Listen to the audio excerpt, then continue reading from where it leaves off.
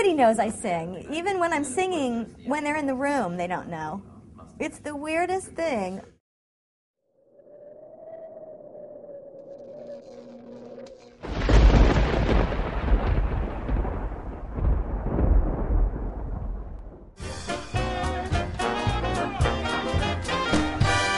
I just love doing theater, whether it's Broadway or somewhere else. Live theater is so great and it's thrilling, and I love doing musicals. I'm really excited and happy to have a chance to be able to sing every night. My dad was an actor. He was at Paramount. He was a contract player at Paramount in the 50s, so he was a performer, but he never was well known. And then after we moved back to Oklahoma, that's where my parents grew up, he did like regional theater and stuff and some TV commercials and things in Oklahoma and Texas. I was singing all along from the time I was really little. I would always sing along to the radio, and I really loved music, and I would shut myself in the bedroom and put on a record and dance around to it. And they had Barbra Streisand and Judy Garland records, and when my parents would go out, I would put on one song and I would just keep putting it back on and back on and back on until I could sing it just like the record.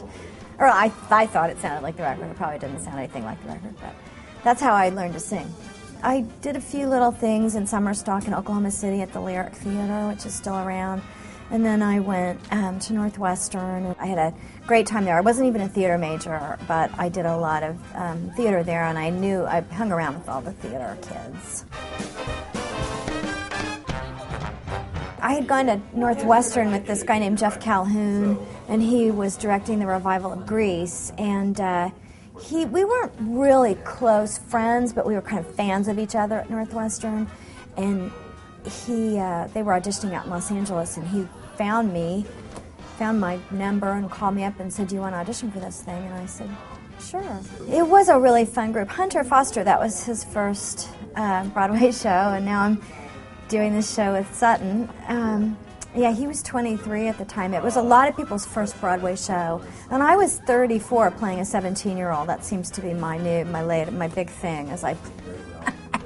I'm playing a virgin in this one, so go figure. They made me be Rosie's understudy, and Rosie was like, "Don't worry, I never get sick." Literally, like 2 weeks later, she had laryngitis, couldn't speak for 1 week. I had to go on, and not only was I heinously bad because I'm not cut out to be an understudy, but I had the joy of them announcing in tonight's performance, the role of Hoo-Ha, normally played by Rosie O'Donnell, will be played by somebody else, and hearing the audience go, "God, no!"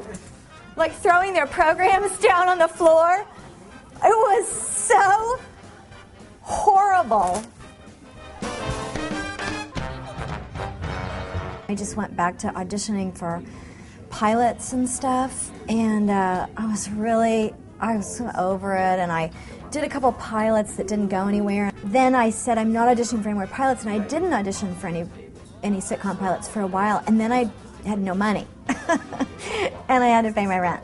And so then I auditioned for sitcom pilots again, and then I got Will and Grace. Well, this is different. I mean, this was a no-brainer.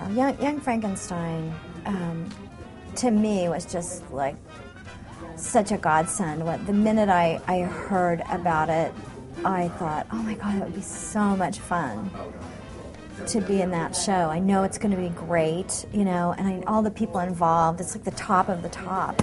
And it has proved to be just that from the very first rehearsal. There's not a bad apple in the bunch. Our whole cast is just, Susan Stroman is so great at casting. She's so great at casting talent-wise, but she's also such a great reader of people. I mean, I think that counts for as much as anything, because it makes a big difference. I think that the thing that's fun about Elizabeth is the change that, the arc that she goes through in the course of the show. She goes from being very proper to being more unbuttoned. I just think it's the greatest show, and I think that it's just so fun to be in a show that the audiences love so much. Every night they just cheer. It's really, really nice, because that's all you want to do as a performer or in any job. You just want to be pleasing the person on the receiving end of whatever service it is you're performing. I would do Broadway exclusively for the rest of my life. I just really love doing theater.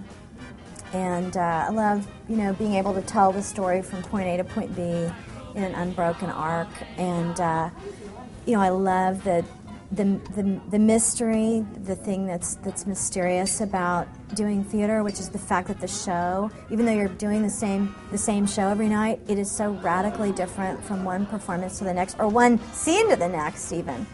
And that there's so much, alchemy involved in it, and that's what I love about it.